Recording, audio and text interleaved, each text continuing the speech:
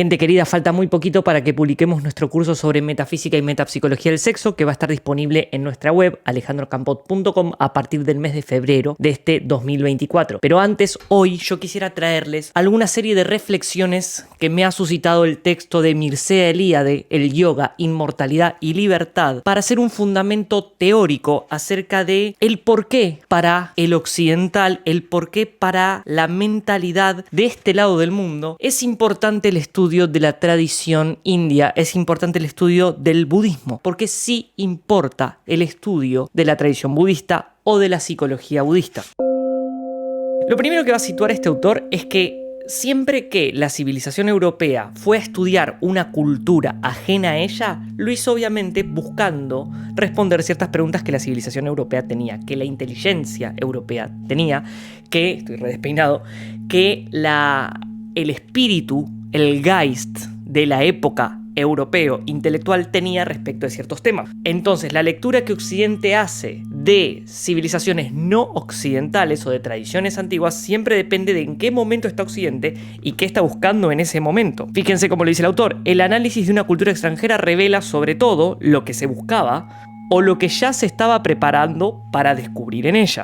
Cuando alguien aborda una espiritualidad exótica, comprende sobre todo lo que está predestinado a comprender debido a la propia vocación, la propia orientación cultural y la del movimiento histórico al que pertenece. La imagen que se formó de las sociedades inferiores durante el siglo XIX se debía en buena medida a la actitud positivista, antirreligiosa y ametafísica, la A privativa del griego, y ametafísica de algunos excelentes exploradores y etnólogos, quienes habían abordado a los salvajes, entre comillas, con la ideología de un contemporáneo de Auguste Comte, de Darwin o de Herbert Spencer. Por todas partes se descubrían entre los primitivos muestras de fetichismo e infantilismo religioso, sencillamente porque nadie podía ver en ellos otra cosa.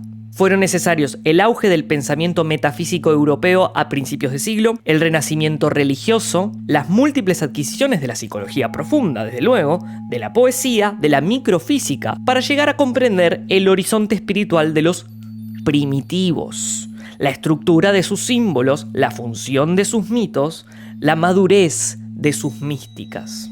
Les estoy leyendo un par de citas que seleccioné para traerles. Fue sobre todo el interés por la filología comparada indo-aria lo que motivó a la gente a aprender el sánscrito hacia mediados del siglo XIX. Del mismo modo como una o dos generaciones antes, la gente había ido a la India motivada por la filosofía idealista o por el encanto de las imágenes primordiales que acababa de redescubrir el romanticismo alemán. En la segunda mitad del siglo pasado, la India fue interpretada ante todo en función de la mitología naturalista y de la moda cultural que ésta había implantado en Europa y América. Ahora, todas estas experiencias, dice el autor, se vieron recompensadas porque respondían principalmente a los problemas propios de la cultura europea, a los problemas propios de la cultura europea. Todas estas actitudes se explican por los horizontes de la cultura occidental europea, ya que aquí tenemos un sujeto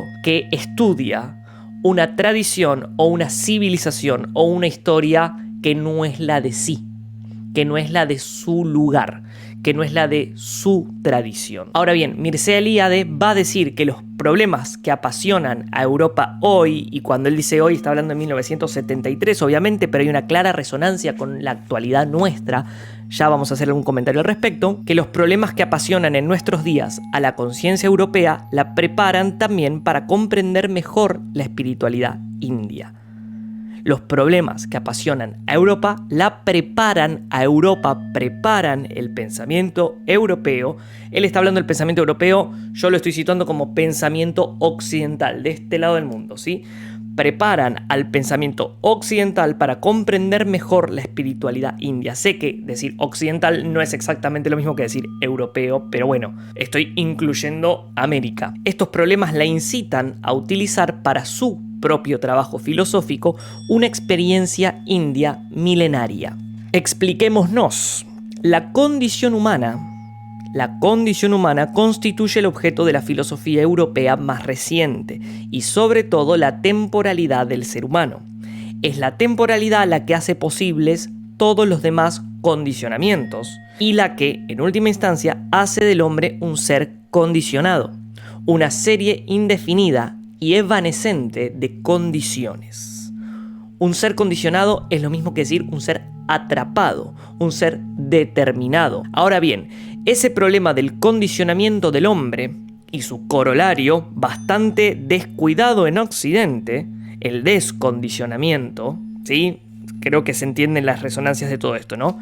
Ese problema del condicionamiento del hombre y su corolario, bastante descuidado en Occidente, el descondicionamiento del hombre, la libertad. Hablamos de un hombre aprisionado en condiciones. El descondicionamiento es aquello que lo vuelve libre. Ese problema del condicionamiento constituye el problema central del pensamiento indio desde siempre. Desde los Upanishads, la India solo ha estado preocupada seriamente por un gran problema: la estructura de la condición humana. Europa, Occidente, nosotros, tendríamos así interés en aprender: 1. Lo que la India ha pensado sobre los múltiples condicionamientos del ser humano. 2. Cómo ha abordado el problema de la temporalidad y la historicidad del hombre. 3.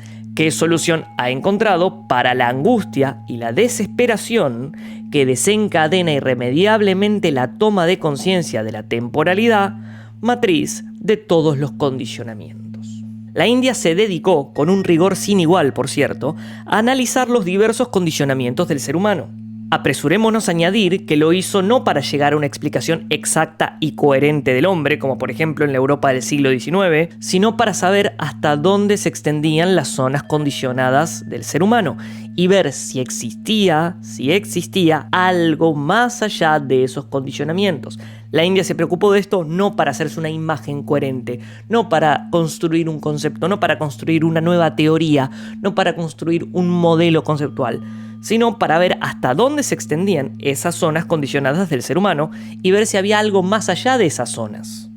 Por esa razón, mucho antes de la psicología profunda, mucho antes de Freud, justamente por esta razón nosotros situamos en Freud un redescubrimiento de una forma de hacer con el propio interior, redescubrimiento en el seno de una civilización que no tenía vigente esa vía para acceder al interior. Por esa razón, mucho antes de la psicología profunda, los sabios y ascetas indios se vieron inducidos a explorar las zonas oscuras del inconsciente. Habían observado que los condicionamientos fisiológicos, sociales, culturales, religiosos eran relativamente fáciles de delimitar y, en consecuencia, de dominar. Los grandes obstáculos para la vida ascética y contemplativa surgían de la actividad del inconsciente, de los samskara y los vasana, impregnaciones, residuos, latencias, que constituyen lo que la psicología profunda designa como contenidos y estructuras del inconsciente. En nuestra transmisión los situamos justamente de esta manera idéntica. Conste que no habíamos trabajado este autor hasta ahora. A los sankara que enseña la tradición del budismo los situamos en pie de igualdad con el concepto de Wiederholungszwang de Freud, con el concepto de compulsión a la repetición de Freud. Por eso, ¿qué está situando este autor? Que estos grandes yogis de la tradición del país Bharata, que ese es el nombre verdadero de lo que mal llamamos India, que los grandes yogis de esa tradición ya conocían la psicología profunda y conocían mucho más que la psicología profunda, porque aquí viene en tren de próxima parada el concepto de metafísica. Entonces, los grandes obstáculos para la vida ascética y contemplativa surgían de la actividad del inconsciente, de los sankaras y los vasanas, de los samskara, perdón, en sánscrito está esto, no en pali, y los vasana, impregnaciones, residuos, latencias que constituyen lo que la psicología profunda designa como contenidos y estructuras del inconsciente. Además, lo valioso no es esa anticipación pragmática de algunas técnicas psicológicas modernas, es su utilización con vistas al descondicionamiento del hombre.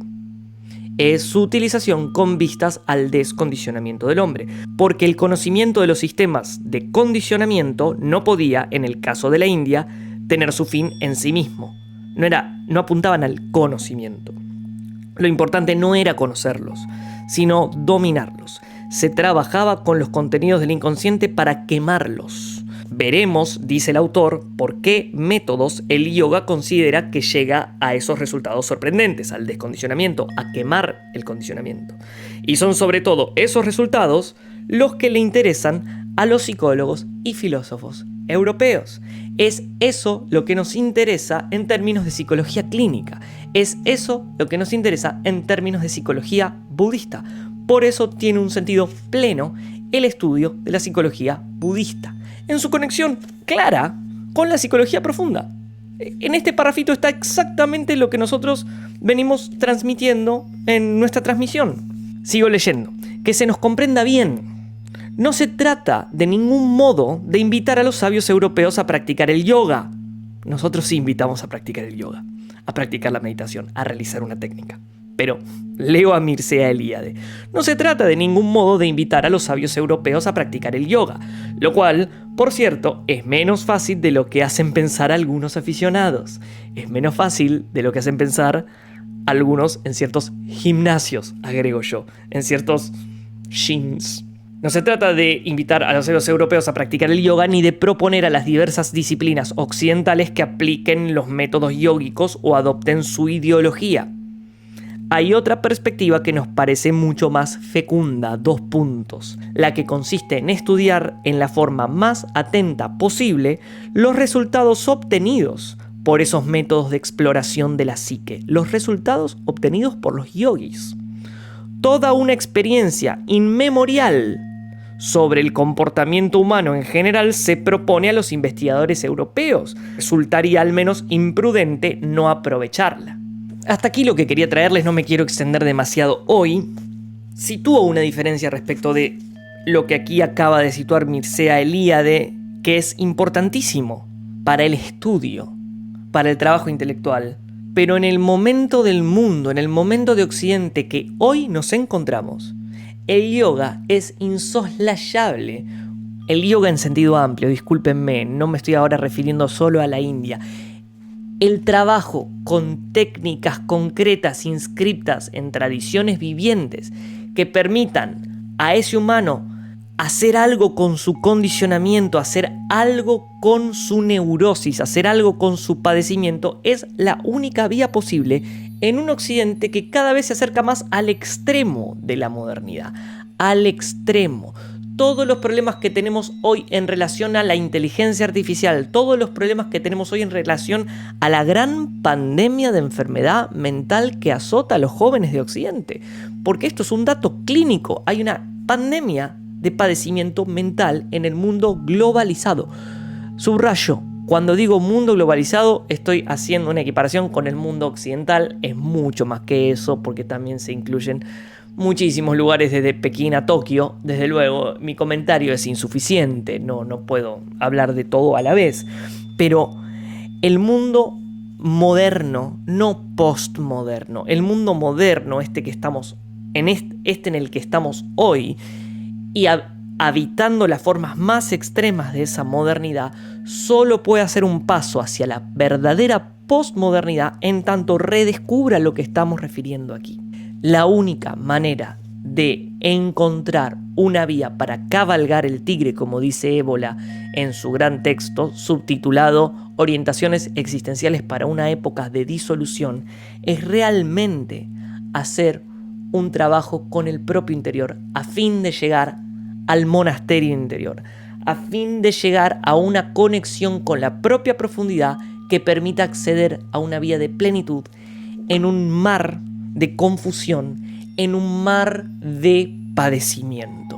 Así que he aquí otro fundamento más acerca del trabajo que realizamos en este canal. Nos veremos pronto y espero verlos pronto en el curso de Metafísica y Metapsicología del Sexo que estará saliendo en febrero. Recuerden que este curso se va a encontrar disponible en nuestra web alejandrocampot.com. Va a ser un curso grabado sin fecha de caducación, que vamos a tener clases en vivo en determinadas fechas. Toda la información les será dada en su momento, pero ya estamos en vías de terminar, de editarlo y ya subirlo.